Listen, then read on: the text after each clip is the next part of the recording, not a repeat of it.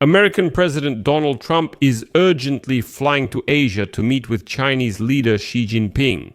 It has become known that the White House is quietly preparing Trump's visit to South Korea at the end of October for the Asia-Pacific Economic Cooperation Summit, Asia-Pacific Economic Cooperation, which will be held in Gyeongju.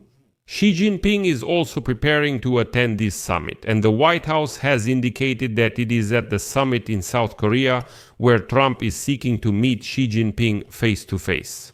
Well, right now, many analysts agree that this meeting is more necessary for Donald Trump, and this meeting is important not just for a photo opportunity. You know, it's about the price of iPhones by Christmas, about Russian oil, about North Korea, and about the nerves of the Kremlin, which could run out of foreign currency oxygen by winter. Trump wants to put pressure on Russia through China, but Trump also really wants to extend the pause in the trade war with China, since there is no deal and China is not ready to make concessions yet. And as sources claim, the agenda for the meeting between the two leaders has already been put together. Right now, they're arguing about the timing and the package. My name is Alexei Pechi. Let's examine the upcoming Trump-Xi Jinping meeting, the issues they'll discuss, and why both leaders need it. But before we start, I want to ask you to subscribe to this video, like this episode, and leave any comment under this video. This is very important. Also, subscribe to my Telegram channel Pechi News. The link is in the description of this video. There we post breaking news as it comes in. So I'll say right away, why does Donald Trump need this meeting? Why does he need a meeting with Xi Jinping? He needs a pause in this tariff shootout with China for at least a couple more months to ease the pressure on prices in the United States, especially before Christmas. He needs to tighten the threat of secondary tariffs for buyers of Russian oil because without Beijing, well, you know, it's not even a club, it's just a rubber stick. And he needs to cover his tracks after meeting with Putin in Alaska to show that he still has leverage, that he didn't lose, that Putin didn't humiliate him, that in fact it was all part of his strategy. It's just that you all misunderstood him and so on. Xi Jinping isn't a philanthropist here either, and he really needs this meeting as well. Xi Jinping is stalling for time for his economy because the real estate sector is in a very painful state. Exports of goods are really declining, so Xi Jinping is ready to negotiate for tariff peace at least until the end of this year. And then we'll see. The window for such a deal is actually perfect. Asia-Pacific Economic Cooperation in the Republic of Korea is set for October 31, and the Ministry of Foreign Affairs in Seoul has already finalized the location and date for November 1. And at the summit, there will be a lot of discussion specifically about the economy, and it benefits Xi Jinping to persuade Donald Trump to maintain a pause in the tariff war. Like, it's not the right time to bring up this topic at such a high-level summit, and especially not the time to escalate the situation right now. But there won't be a trade deal yet either, so let's just extend the tariff truce for another 90 days. It's interesting that talk about the Xi Jinping and Trump meeting has been building for a while.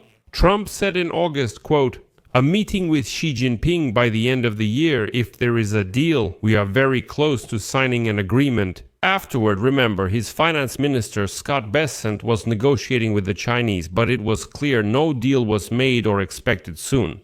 That's why the White House's rhetoric is quite understandable.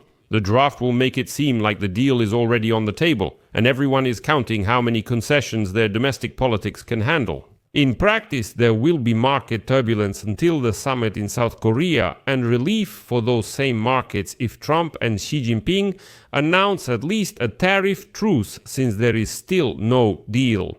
Simply put, to put it more simply, let me remind you that Trump has already postponed the reintroduction of tariffs against China twice, and now China is trying to make sure that this postponement of strict tariffs happens for a third time.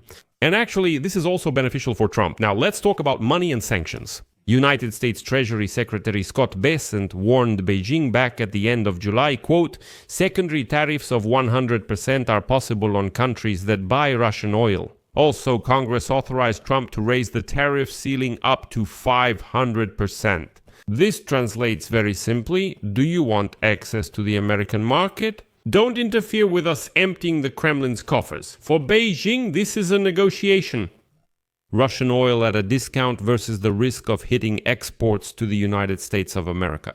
There is also an expectation that Trump will use this for pressure. Today, he stated that he is ready to move on to the next stage of sanctions against Russia and its allies. And all this rhetoric is being heated up precisely for this meeting in October. And there's one more small detail, but it actually determines the logic. Asia-Pacific Economic Cooperation is not about slogans, it's about so-called quiet sectoral agreements that will be signed behind the scenes. In the Korean program, it's about energy and artificial intelligence. So it's exactly the kind of place where you can, politically formalize a pause on tariffs and hint at secondary sanctions on Russian oil without shouting about it on camera. Xi Jinping and Trump will likely try to resolve these issues behind the scenes. In practice, these are all signals for logistics and retail. So, Christmas shipments of electronics and components may go through without a new tariff hit.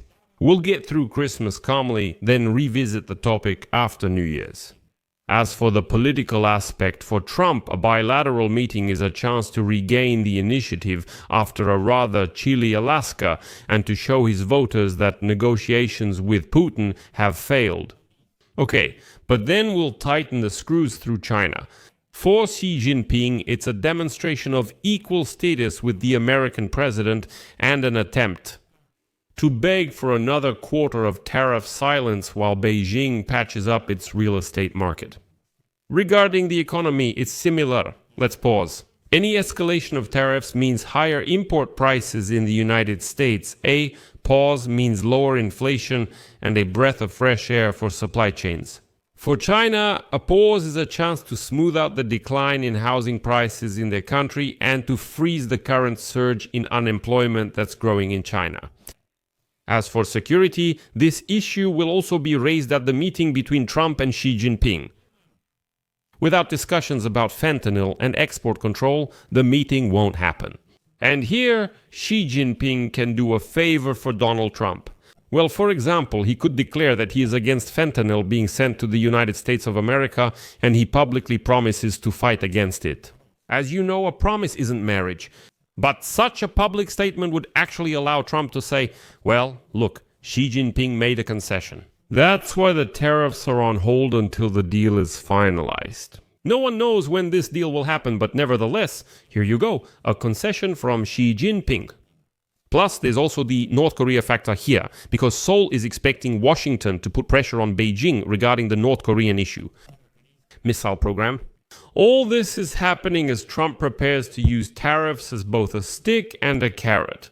And here, don't be surprised why Putin and Kim Jong-un started publicly talking about the war against Ukraine specifically in a bilateral format. Because Xi Jinping gets the opportunity to say that he can't influence North Korea's missile program. Like, you see, it's Putin who's running things there. For Trump, as strange as it may sound, this is also a way out. How can he put pressure on Xi Jinping about North Korea if it's supposedly Putin who's in charge there? Trump will say Xi Jinping has no influence over Pyongyang. So, well, sorry, but you'll have to resolve these issues with Putin somehow. As for the consequences, well, for Ukraine, the key is in China's hands, not the United States.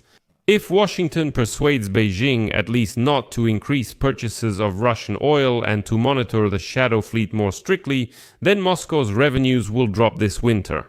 China is acting proactively by already allowing Russian shadow fleet tankers into its ports. This is a maneuver that can be played with Trump. Like, okay, we'll stop letting these shadow fleet tankers in, and that's the concession, that's all. For the European Union and the United States, the meeting is a chance to stabilize prices for consumer electronics, cars, freight rates, and so on. For the markets and energy sector, we're watching Russian oil and tanker insurance. One harsh word about secondary sanctions. And, as you can imagine, the risk premium is rising in the Baltic and Black Seas. In short, the Trump and Xi Jinping meeting is a negotiation. And it can be summed up with the following quote. Silence and tariffs for not buying Russian oil. If they reach an agreement, we'll have at least one quiet quarter ahead. If not, well, we'll enter a spiral of tariffs and nervous markets.